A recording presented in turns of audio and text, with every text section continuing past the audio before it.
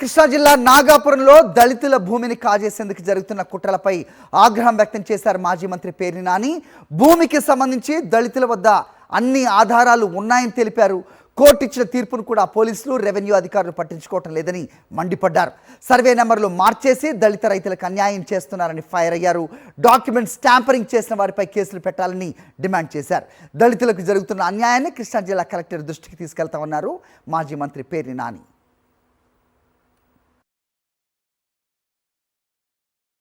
ఎందుకు భయమా, ప్రేమ? ఇటు జీపులు ఇటు వ్యాన్లు పెట్టిన వాళ్ళకి మనకు అర్థం కావట్లేదు. అసలు ఎవరి మీద ప్రేమ, ఎవరి గురించి భయం? ఎందుకు ఇంత బందోబస్తు, ఇంత అడావుడు ఎందుకు?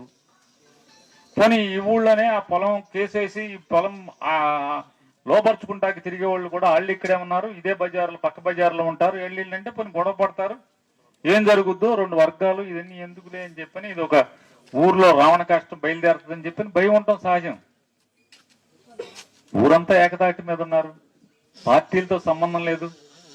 ఊరందరూ ఈ పొలం అనేది 21 కుటుంబాలకి చెందాలి, ఇది ధర్మం అని చెప్పని ఏకతాటి మీద ఊరంతా ఉన్నారు.